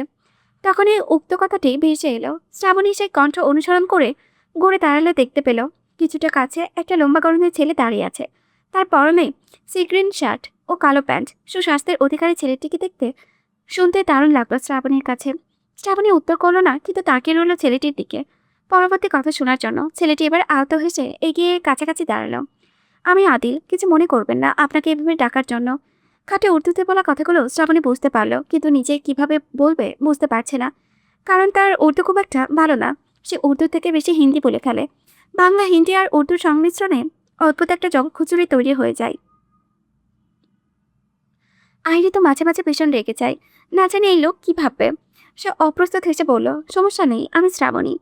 ঠিকঠাকই তো বলেছে মনে হয়। লোকটি ছেলেটি চিন্তিত হলে নাম শুনে, শ্রাবণী, আপনি কি গেস্ট? জি হ্যাঁ, আমি বাংলাদেশ থেকে এসেছি। ছেলেটি ভীষণ অবাক হয়ে বলল, সত্যি? শ্রাবণী হেসে মাথা নাড়িয়ে বলল, হ্যাঁ, বিশ্বাস হচ্ছে না? শ্রাবণী কপাল কোচকে বলল, আপনার কি মনে হয় আমি মিথ্যে বলেছি? ছেলেটি ঘাবড়ে গেল শ্রাবণী রেগে যাওয়া দেখে, ঘর পড়িয়ে বলল, এই না না, আমি এমন ভাবিনি। আসলে বাংলাদেশ থেকে এসেছেন শুনে অবাক হয়েছে একটু। শ্রাবণী প্রতিক্রিয়া দেখালো না, বরং গলার স্বর নরম করে বলল, আপনি কে? ছেলেটি এবার সোজা হয়ে দাঁড়িয়ে খুব নম্রভাবে বলল, আমি আদিল শেখ। শ্রাবণী বিরক্তি, এটা কোনো কথা? এক নাম কয়বার শুনবে সে? আস্ত হাবা তো লোকটা। সে তো একবার বলেছেন। আমি জানতে চেয়েছি এই বাড়ির সাথে আপনার সম্পর্ক কেমন। আদিল নামের ছেলেটি বোকা বোকা হেসে বলল, দুঃখিত, বুঝতে পারিনি। আমি আহিরের বন্ধু, আবার বলতে পারেন কলিগ। আমরা একই অফিসে জব করি। আপনিও ইঞ্জিনিয়ার? জি হ্যাঁ। ও। শ্রাবণী টেনে পড়ল, আপনার এই বাড়ির সাথে সম্পর্ক কেমন জানতে পারি? মানে বাংলাদেশ থেকে এসেছেন তো তাই জানতে চেয়েছি। আমি ঝুমির আত্মীয়। ঝুমি? আপনি বাবুদের আকিকা অনুষ্ঠানে এসেছেন? জি জি। বাবুদের আম্মুর নাম ঝুম। আমি আদর করে ঝুমি ডাকি, ও বাংলাদেশি। হ্যাঁ হ্যাঁ, এবার মনে পড়েছে, আহির একবার বলেছিল, দুঃখিত ভুলে গিয়েছিলাম। শ্রাবণী হাত নাড়িয়ে হেসে বলল, আরে কোনো ব্যাপার না। আদিল হেসে বলল, আপনাদেরকে দারুণ লাগছে দেখতে। শ্রাবণী কপাল কুঁচকে চোখ ছোট ছোট করে তাকালো। আদিল ঘাবড়ে গিয়ে বলল, দুঃখিত, আমি ওভাবে বলতে চাইনি, আপনি দয়া করে ভুল বুঝবেন না। শ্রাবণী ছেলেটিকে ভয় পেতে দেখে খিলখিলিয়ে হেসে দিল। আদিল নামের ছেলেটির কথা কথা ঘাবড়ে যায়, তাকে ভয় পায়। এই বিষয়টি দারুণ মজা লাগলো শ্রাবণীর কাছে। আদিল অবশ্য ওই হাসি দেখেই কুপোকাত ফাল ফাল করে তাকিয়ে রইল। শ্রাবণী হাসি থামিয়ে বলল, নূর মিয়া, ভয় পাচ্ছেন কেন? আমার কিছু মনে করিনি। আদিল বুকে হাত দিয়ে বলল, আমি ভাবছিলাম। বাকিটুকু শেষ করার আগেই কারো হাড়ি গলার স্বর ভেসে এলো, তুমি এখানে কি করছো শ্রাবণী? আসমিক আহিরের এভাবে বলাই শ্রাবণী হকচকিয়ে গেল। কিছু বলতে চাইলো, কিন্তু তার আগেই আবার আহির বলে উঠল, ভেতরে যাও। আহিরের চোখে মুখে অন্যরকম কিছু একটা হয়েছে বুঝে শ্রাবণী কথা পারল না, চুপচাপ কেটে পড়ল। শ্রাবণী বাড়ির ভিতরে প্রবেশ না করা পর্যন্ত আহির এক দৃষ্টি তাকিয়ে রইল। শ্রাবণীর দৃষ্টি আড়াল হওয়ার পর আহির আদিলের পানে তাকিয়ে বলল, এখানে কি, ওর সাথে কি কথা বলছেন? আসলে এদিক দিয়ে যাচ্ছিলাম, তখন ওনাকে দাঁড়িয়ে থাকতে দেখে কথা হলো। তাছাড়া মেয়েটি ভীষণ সুন্দর, বুঝতে পারছো মেয়ের বয়স হয়েছে। আহির চোখ ছোট ছোট করে তাকালো আদিলের দিকে, বিরক্তিতে মেজাজ খারাপ হয়ে যাচ্ছে তার। ওর কথা ভুলে যাও। আদিল অবাক হয়ে বলল, কেন? আহির গম্ভীর গলায় বলল, ওনার বিয়ে হয়ে গিয়েছে। কি? বড় দুঃখ পেল আদিল এই কথায়। শ্রাবণী নামের মেয়েটিকে তার সত্যিই দারুণ লেগেছিল। ছেলেটা কথা বাড়ল না আর, মন খারাপ করে চলে গেল। আহির ওর যাওয়ার দিকে তাকিয়ে বিড়বিড় করে বলল, বেশ কিছুক্ষণ। ওহ, আমার বিয়ে হয়েছে, আমি তো জানতামই না। আহির আর আদিলের সব কথাই ঝুম শুনছিল। শুরুতেই তার ঝটকা লেগেছিল। তাছাড়া সেদিন রাতে যখন আহির আর শ্রাবণী বাড়ি ফিরল অনেক রাতে, তখন ঝুম তাদের দেখে ফেলেছিল। ভেবেছিল আহিরকে প্রশ্ন করবে, কিন্তু এত কিছুর মাঝে আর হয়ে ওঠেনি। আহির ঝুমকে দেখে অপ্রস্তুত হলো, কি বলবে বুঝতে পারল না। কি ভাইয়া, কাহিনী কি?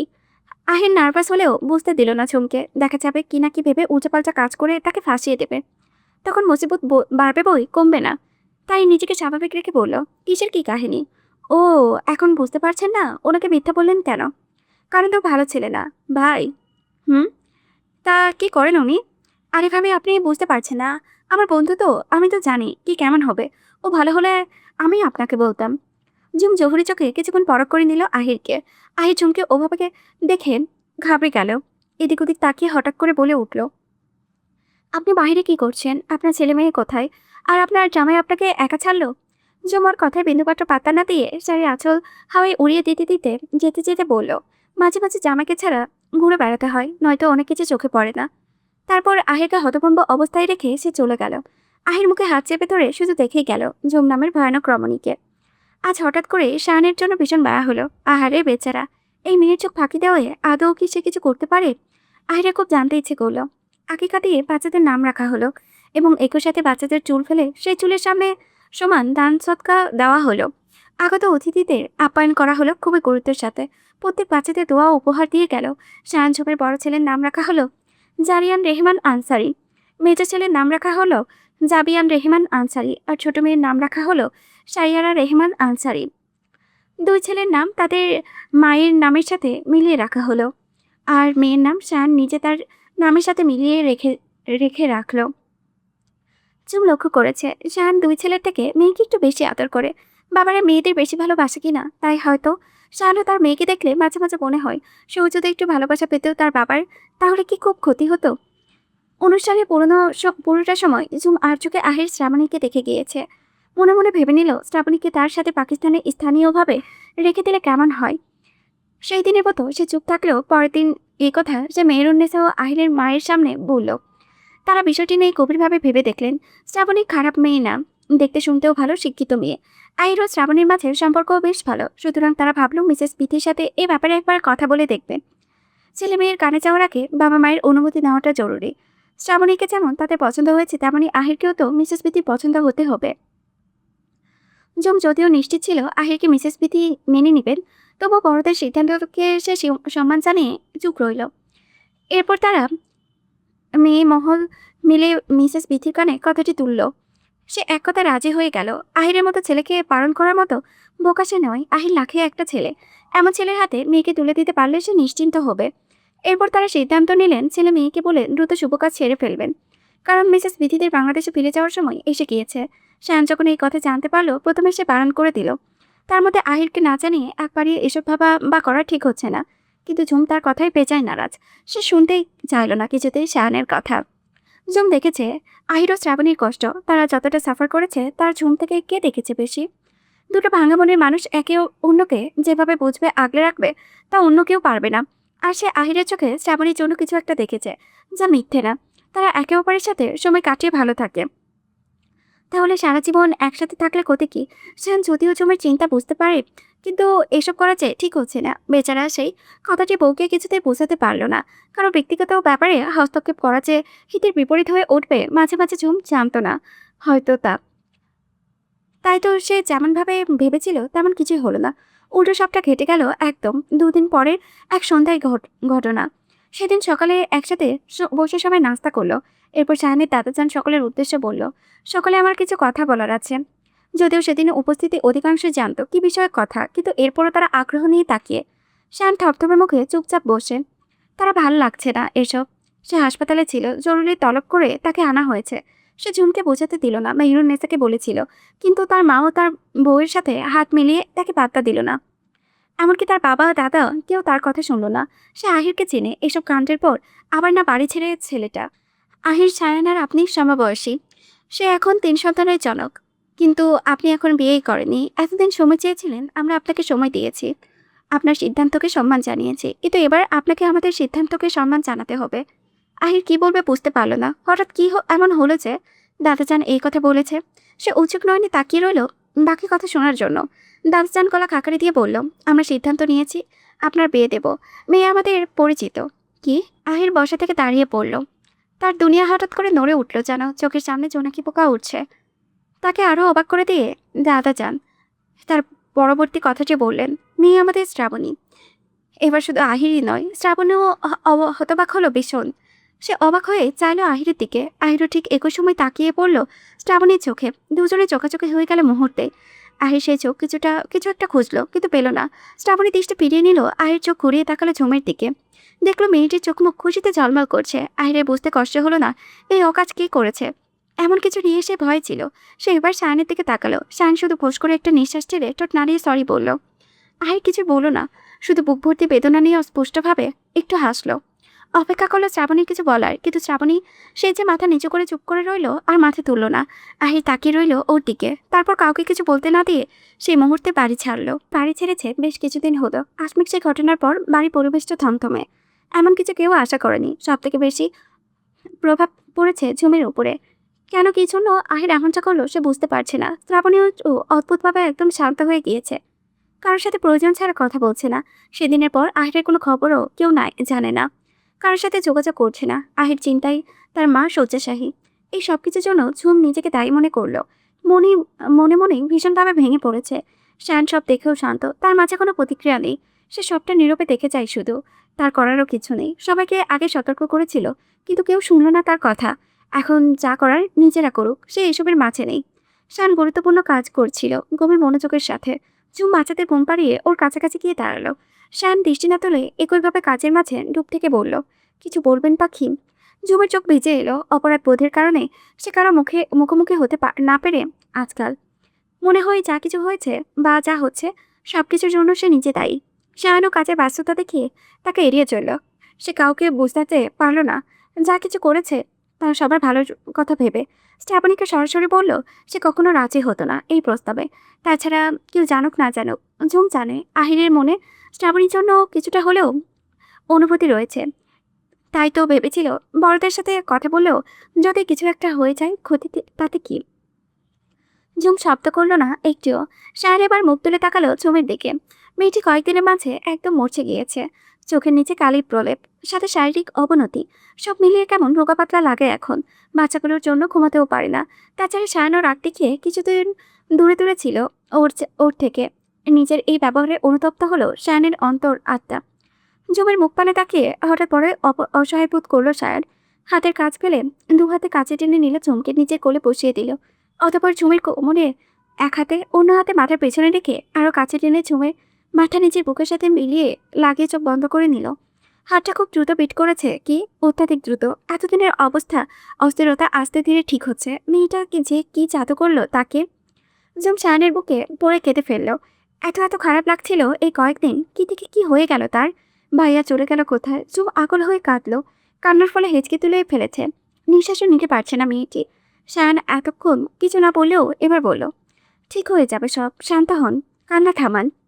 ঝুম কাঁদতে কাঁদতে অস্পষ্ট স্বরে বলল, কিছু ঠিক নেই ডক্টর, আমি সব শেষ করে দিয়েছি, সব আমার জন্য হয়েছে।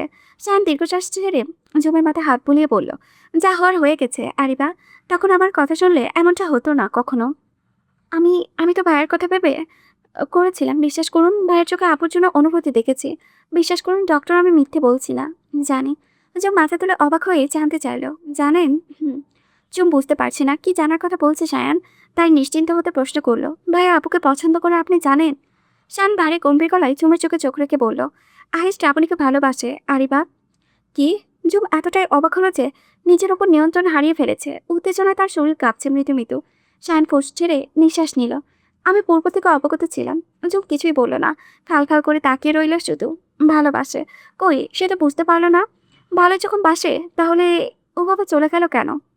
আমি কিছু বুঝতে পারছি না ডক্টর, দয়া করে আমাকে খুলে বলুন সবটা। আমরা দেশে ফিরে আসার পরও শ্রাবণীর সাথে আহিরের যোগাযোগ ছিল, সেটা কি জানেন আপনি? পাবেল শ্রাবণীর সাথে যা করেছিল দেখতে গেলে তার কিছুটা হলেও কিন্তু আহির যারার সাথে করেছে। তার উপর শ্রাবণীর পরিস্থিতি স্বচ্ছকে উপলব্ধি করে ভীষণভাবে ভেঙে পড়েছিল আহির। বারবার নিজেকে দোষ দিত ওই সময়, নিজেকে অপরাধী মনে করত। যারার সাথে করা অপরাধ ও শ্রাবণীর করার শুরুতে অপমানটার সবটাই নিজের মাঝে দাবিয়ে রেখে একটু একটু করে শেষ হয়ে যাচ্ছিল। এরপর শ্রাবণীকে কাছ থেকে জানা, ওনাকে নিয়ে ভাবা, ওনার প্রতি সহানুভূতি অনুভব করা, সবটাই ধীরে ধীরে আহিরকে শ্রাবণীর দিকে টেনে নেয়। কথায় আছে, একটি পুরুষ ও একটি নারী দীর্ঘক্ষণ নিজেদের সাথে সময় কাটালে নিজেদের মাঝে আকর্ষণ অনুভব করে। আহিরের ক্ষেত্রেও তেমনটাই ঘটেছিল। তবে তার উপরে শ্রাবণীর প্রতি আহিরের আলাদা টান তো ছিলই। ওনার অতীতের জন্য শ্রাবণীর ব্যাপারটা আমি নিশ্চিত নই, তবে আহিরের অনুভূতি নিয়ে আমি নিশ্চিত ছিলাম, কারণ সে আমাকে এ ব্যাপারে আগেই বলেছিল। ঝুম বাকরুদ্ধ, শায়ন আগে থেকে জানতো সব, তাকে কিছু কেন জানানো হয়নি? সে কি এতটাই পরনাদের? ঝুম কষ্ট পেল খুব। তিক্ত অনুভূতির কারণে কথা বলতে পারল না, কিন্তু চোখে তার বানান শুনতে নারাজ। সে আপন গতিতে যাও গড়িয়ে দিতেই লাগলো। শায়ন কি কিছু বুঝলো কি না বোঝা গেল না। সে হাত বাড়িয়ে ঝুমের গাল গড়িয়ে পড়া চোখের পানি মুছে দিল। তখন আপনি প্রেগনেন্ট ছিলেন, আপনি এতটাই দুর্বল আর চিন্তিত থাকতেন যে আমাদের সাহস হয়নি এই ব্যাপারে আপনার কাছে কিছু বলার জন্য। তবে আহির শীঘ্রই আপনাকে সব বলতো। ঝুম তাচ্ছিল্য করে হেসে বলল, বলতো? সত্যি কি বলতো ডক্টর? শান কপালে ভাঁজ ফেলে বলল, মানে কি বলতে চান আপনি? ভাইয়া যদি আমাকে বলারই থাকতো তাহলে আজ দুপুরে কেন এড়িয়ে গেল? শান এবার চমকে উঠল। দুপুরের কথা সে জানে না, কি হয়েছিল? মানে আজ দুপুরে ভাইয়ের কাছে আমি জানতে চেয়েছিলাম, অথচ তিনি খুব নিপুণভাবে ব্যাপারটা এড়িয়ে গিয়েছিল। ভাইয়া বলেনি আমায় ডক্টর, বুঝলাম তার ব্যক্তিগত ব্যাপার তাই, কিন্তু আপনিও তো আমার থেকে সবটা লুকিয়েছেন ডক্টর। জবে কণ্ঠস্বর মিয়ে এলো। তার আজ হঠাৎ করে খুব অসহায় লাগলো নিজেকে। সে কি এতটাই বিশ্বাসের অযোগ্য ছিল? পূর্ব থেকে সবটা জানার থাকলেও আজ আমার পরিস্থিতি কি আসতো জানে বুঝতে সমস্যা হলো না। ঝুম তাদের ভুল বুঝেছে, তাই ব্যতিগ্রস্ত হয়ে পড়ল। পাখি, আপনি ভুল বুঝছেন আমাকে, আমি আপনার থেকে কিছু লুকাইনি। আহির কেন আজ এড়িয়ে গিয়েছে আমি তা জানি না, কিন্তু ও আপনাকে জানানোর কথা নিজে আমাকে বলেছিল, হয়তো কিছু একটা ভেবে বলেনি। কিন্তু আপনি আমাদের ভুল বুঝবেন না, দয়া করে অনুরোধ করছি। আমি আমি ভেবেছিলাম যার ব্যাপারে সে আপনাকে নিজ থেকেই বললেই ভালো হবে। তাছাড়া আপনি তো জানেন আমাদের মাঝে আমি কখনোই কথা বাড়াই না। ভাইয়ের সাথে আপনার যোগাযোগ হয় নাই, তাই না? শাহানে এই পর্যায়ে এসে মিয়ে গেল, মুখটা কাচুমাচু করে ইতি উতি করে নিজেকে লুকানোর চেষ্টা করলো, কিন্তু ঝুমের জঘনী নজর এড়িয়ে নিজেকে বাঁচাতে পারল না। বলুন ডক্টর। ইয়ে মানে, শুনছি বলুন। শাহানের মতো পুরুষ বইয়ের ভয়ে কথা বলতে পারছি না। এই কথা অন্য কেউ জানতে পারলে তার মান ইজ্জত কি থাকবে? থাকলে থাকুক, নয়তো লাগবে না। সত্যি তো এবার শায়ন তার বউকে ভয় পায়। হুম। কি হয়? চোখ পোষ করে নিঃশ্বাস ছেড়ে উঠে দাঁড়ালো শায়নের কোল থেকে। শায়নের চোরা চোখ দেখে বলল, কিন্তু প্রতিবাদ করার সাহস করলো না। জম উঠে দাঁড়িয়ে কোমরে হাত রেখে বলল, আপনার কাণ্ডজ্ঞান দেখে আমি ভীষণ হতাশ ডক্টর। ছোট চাচি শারীরিকভাবে ভেঙে পড়েছে দেখেও আপনি চুপ করেছিলেন, আশ্চর্য। শায়ন মৌন থাকাই উত্তম বলে মনে করলো, তাই উত্তর করলো না, মাথা নিচু করে বসে রইল। তা সেই মহারাজা আছেন কোথায় এখন? ওর অফিস কোয়ার্টারে। কি? কিন্তু ওনার অফিসে তো খোঁজ নেওয়া হয়েছিল, তারা যে বললো ভাইয়া অফিস থেকে ছুটি নিয়েছে। হুম। তাহলে কিভাবে কি? আহির অফিস থেকে বছর দুয়েক আগে ফ্ল্যাট পেয়েছিল, যেটা সে ব্যবহার করতো না, তাই কাউকে জানানো হয়নি এখনো। ঝুম চোখ ছোট ছোট করে চাইলো শাহানের দিকে, ফোন লাগানো ওকে। আচ্ছা। শাহান তার সামনে রাখা টেবিল থেকে ফোনটি তুলে কল লাগালো আহিরকে। রিং বাজতে বাজতে একটা সময় ফোন কেটে গেল। শাহানে আবারও কল লাগালো। এবার দুবার রিং বাজার সাথে সাথে কলটা ধরে ফেললো ওপাশ থেকে। শায়ান ফোন লাউডে দিয়ে পুনরায় টেবিলের উপর রাখলো। আসসালামু আলাইকুম। ওয়ালাইকুম আসসালাম। কেমন আছেন আহির? ফোন ধরতে দেরি হলো কেন? সব ঠিক আছে? আচ্ছা, আলহামদুলিল্লাহ ভালো আছি। চিন্তা করো না, ফোন সাইলেন্ট মোডে ছিল বলে খেয়াল করিনি। দুঃখিত। তোমরা কেমন আছো? ওখানে সব ঠিক আছে তো? আলহামদুলিল্লাহ, এখানে পরিস্থিতি আগের মতোই। ও আহির, আরিবা আপনার সাথে কথা বলতে চাই। ওপর পাশ থেকে দীর্ঘক্ষণ নিঃশ্বাসের শব্দ এলো। তারপরে ধীরে বলল, জেনে ফেলেছে সব? এখন কি তোমার পাশে? ও পাশ থেকে পিনপতন নিরাপত্তা চেয়ে গেল। ঝুম এগিয়ে এসে বলল, ভাইয়া। আহির কখনোই এই ডাককে এড়িয়ে যেতে পারে না। যতই হোক ঝুমের জন্য তার সম্মান স্নেহ কখনোই কমবে না। জি ভাবি, ভালো আছেন? ঝুম হঠাৎ করে গলায় ব্যথা অনুভব করলো। কান্নাগুলো যেন গলায় পাকিয়ে চেপে বসে আছে। ভারী হয়ে আসা গলায় বলল, ভালো নেই ভাইয়া, আমরা কেউ। আপনি আপনার ভাইয়ের মতো এত পাষাণ না। তাহলে কিভাবে এমন করলেন? না হয় আমরা একটু ভুল করেছি, আপনি বললেই হতো। কিন্তু তারপরে যোগাযোগ বন্ধ করে কি ঠিক করেছেন? এটা কেমন পাচ্ছামো ভাইয়া? আপনাকে ভীষণ মনে পড়ে আমাদের। ফিরে আসুন, বাচ্চারাও একা হয়ে গিয়েছে। আহির হাসলো আলতো, ভীষণ নরম গলায় বলল, শান্ত হন ভাবি, নয়তো আপনার স্বামী আমাকে গুলি করে দিবে আপনাকে কাঁদানোর অপরাধে। ঝুম নাক টেনে চোখ ছোট ছোট করে শায়ানের দিকে তাকালো। শায়ান কিছুই বলল না, বরং গম্ভীর মুখ করে ঝুমকে দেখে বলল, আসবেন কবে ভাইয়া? আর কত কিছুদিন যাক ভাবি, তারপর দেখা যাবে। আমাকে কেন বললেন না একবার ভাইয়া? আমি কি এতটাই পর ছিলাম? বুঝিয়ে বললে কি বুঝতাম না? আহির চুপ করে রইল কিছুক্ষণ, তারপর ঝুমকে বোঝানোর মতো করে বলল, আপনি পর না ভাবি, বরং পরিস্থিতি নিয়ন্ত্রণে থাকলে আমি আপনাকে আগেই বলতাম, কিন্তু তার আগে শায়ান ধরে ফেলেছিল। তাহলে সেদিন কেন বললেন না? সেদিন আপনাকে বললেও কি আপনি আমাকে বুঝতেন ভাবি? আপনি যেটা দেখেছেন বা শুনেছেন তা নিয়ে অনেক বেশি খুশি ছিলেন। আমি বুঝিয়ে বললেও আপনি বুঝতে চাইতেন না, বরং এমন কিছু করতেন যাতে শ্রাবণীর উপর প্রভাব পড়তো। ঝুম জানে আহির ঠিক বলেছে। সেদিন তাকে বললেও হয়তো ঝুম আমলে নিত না। ভাইয়া, আপু আপনাকে ফোন দিয়েছিল? ফোন? একটা ফোন যদি দিত মেয়েটা, যদি কিছু বলতো, কিন্তু না, সে ফোন দেয়নি। এমনকি সেদিনের পর তাদের আর কথাও হয়নি। না, আপু কখনো আপনাকে কিছু বলেনি? ভাবি, শ্রাবণীর মনে আমার প্রতি কোনো অনুভূতি নেই। ওর চোখে আমি কেবলমাত্র একজন বন্ধু, খুব ভালো বন্ধু। আর আমি সেই বন্ধুত্ব জায়গাটি হারাতে চাইনি বলেই সেদিন পালিয়ে এসেছিলাম। কিন্তু ভাইয়া, এমনও তো হতে পারে যে আপু চাইছে কিছু, কিন্তু বলতে পারছে না। হয়তো আপনাকে ভুল বুঝেছে আপনার ওভাবে চলে যাওয়ার কারণে। কিছু মানুষের চোখে মনের কথা বলে দেয় ভাবি। শ্রাবণীও তেমন একটি মানুষ। আমি কখনো ওর নিজের জন্য কোনো অনুভূতি দেখিনি। আপনার কাছে অনুরোধ করছি, আপনি এই বিষয়ে শ্রাবণীকে কিছু বলবেন না।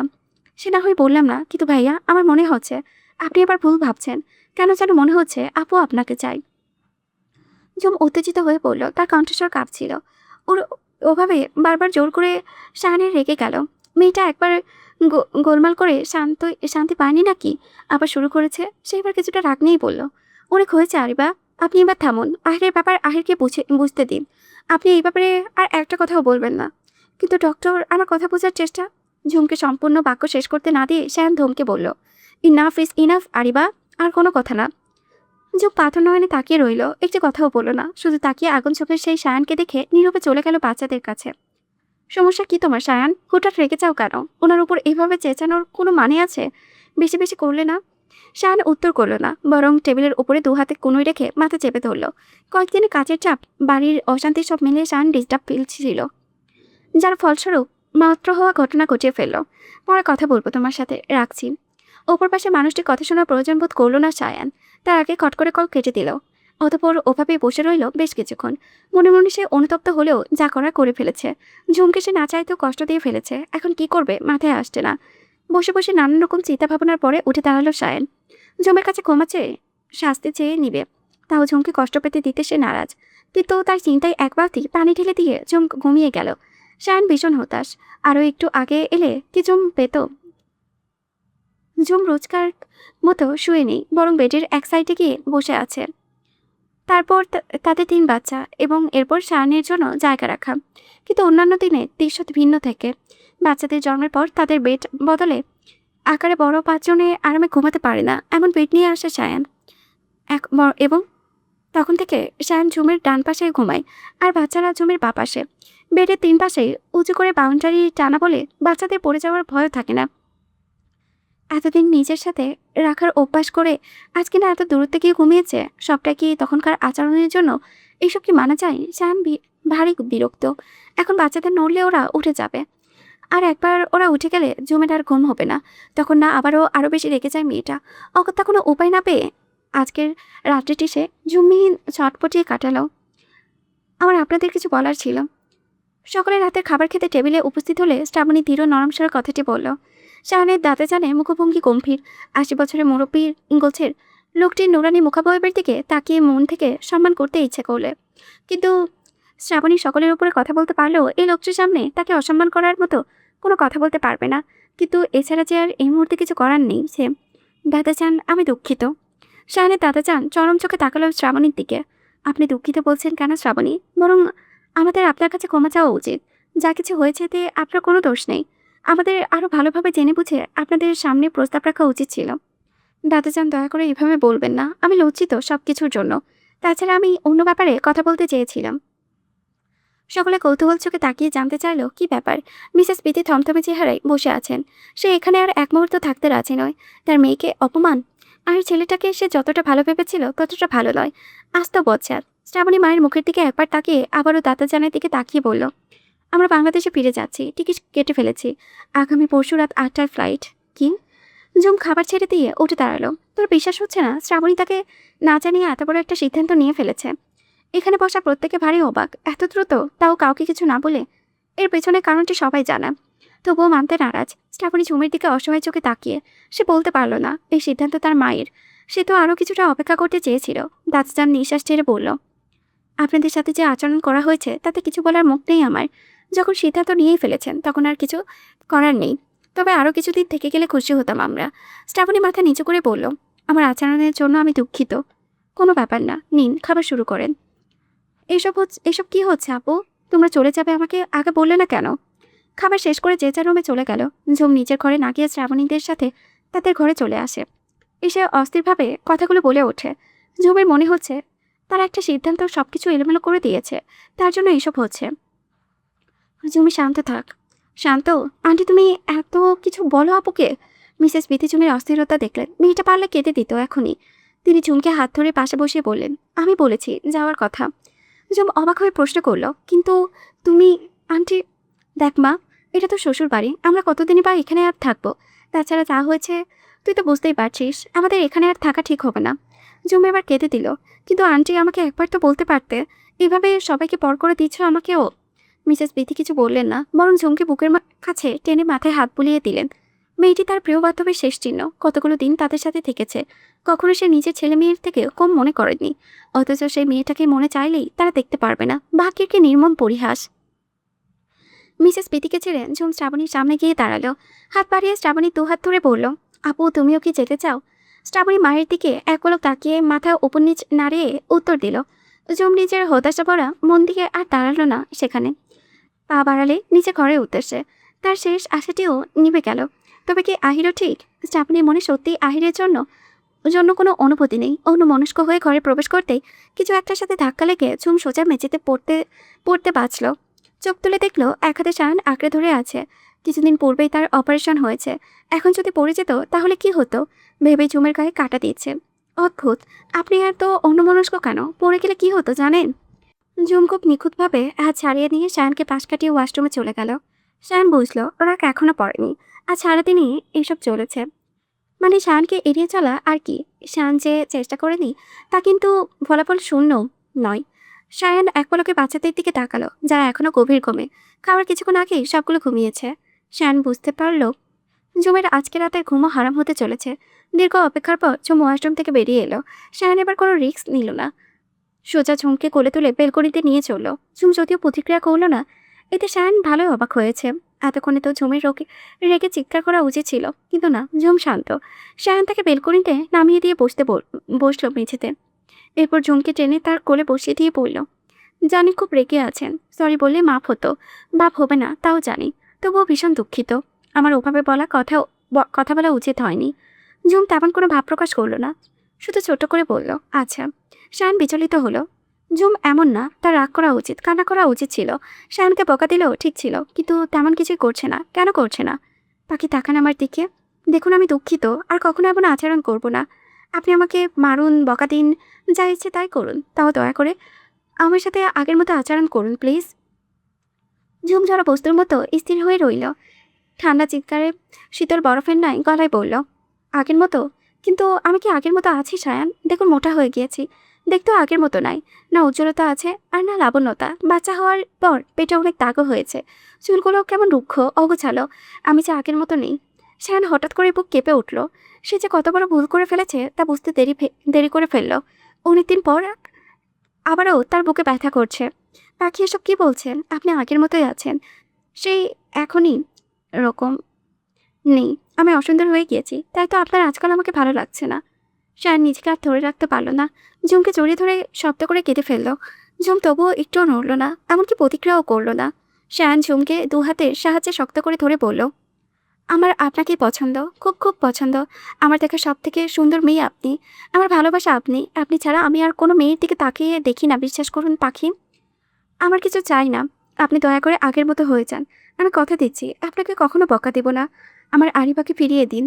ঝুম বস করে নিঃশ্বাস ছেড়ে হাত বাড়িয়ে শানকে জড়িয়ে নিল নিজের সাথে। শান্ত হন, 3 বাচ্চার বাবা হয়েও এমন আচরণ করলে হয়? শান কিছুই বলল না, বরং ঝুমকে আরো শক্ত করে জড়িয়ে ধরল। সে ভীষণ ভয় পেয়েছিল, হারানোর ভয়। এই ভয়ের কথা মনে থাকলে আর জীবনে বউকে বকবে না।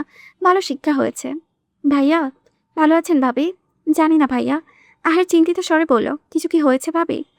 ভাইয়া, আপুরা বাংলাদেশে ফিরে যাচ্ছে। শ্রাবণী চলে যাচ্ছে? কই, তাকে তো একবারও বলল না, একবার ফোনও দিল না। আহের এক বুক কষ্ট নিয়ে হাসলো। ও নিজেই তার ছিল করলো। সে শ্রাবণীর কি হয় যে তাকে জানাবে? ও ভাইয়া, এখনো সময় আসছে, আপুকে একবার বলুন। আপনি না পারলে আমি বলি, অন্তত মনে আফসোস তো থাকবে না। আমরা এখনো কেন যেন মনে হয় আপু আপনার অপেক্ষায় আছে। আহির প্রত্যুত্তর করল না, উল্টো ব্যস্ততা দেখিয়ে কল কেটে দিল। ঝুম ফোনের দিকে তাকিয়ে থেকে দুপুরটা অস্ত্র বিসর্জন দিল। ভালো মানুষগুলো কেন সর্বদা কষ্টের ভাগিদার হয়? কেন তার আপু ভাইয়া এত কষ্ট পাচ্ছে? সময় তার নিজ গতিতে চলতে থাকে, তাকে ধরে রাখা ক্ষমতা কারণেই। যতই মানুষ টাকা ক্ষমতার বড়াই দেখাক না কেন, সময়ের চক্রে সবাই আবদ্ধ। দেখতে দেখতে শ্রাবণীতে যাওয়ার দিন চলে এলো। আহির ফোন দিয়ে তার মায়ের সাথে কথা বলেছে। সকালে তার উপরে রেগে থাকলেও এখন আর রাগ নেই। সে জানিয়েছে কিছু দিনের মাঝে ফিরে আসবে। মূলত সে শ্রাবণী মুখোমুখি হতে চাইছিল, নয়তো দেখা যাবে কিছু একটা করে বসলো, তখন সব বেহেস্তে যাবে। শ্রাবণীদের এয়ারপোর্টে দিতে সায়ান, মেহরুন্নেসা ও আহির দাদাজান এসেছে। একে একে বিদায় পর্ব শেষে শ্রাবণীর দৃষ্টি আড়ালে চলে গেল। ঘন্টা একের মাঝে শ্রাবণীদের প্লেনটি উড়াল দিল আকাশের বুকে। এয়ারপোর্টের বাইরে দাঁড়িয়ে আহির সেই উড়ে যাওয়া প্লেনটিকে দেখতে দেখতে উদাস কণ্ঠে বলল, কখনো কখনো পাখিকে মুক্ত আকাশে ছেড়ে দিতে হয়। আমিও তোমাকে ছেড়ে দিলাম শ্রাবণী, কিন্তু ভেবো না আমাদের আর দেখা হবে না। অবশ্যই হবে, এবং খুব শীঘ্রই হবে। ঠিক সে সময় তার ফোনে একটি নোটিফিকেশন এলো। আহির ফোন চোখের সামনে তুলে দেখল, শ্রাবণীর টেক্সট, অপেক্ষায় থাকবো, সমাপ্ত।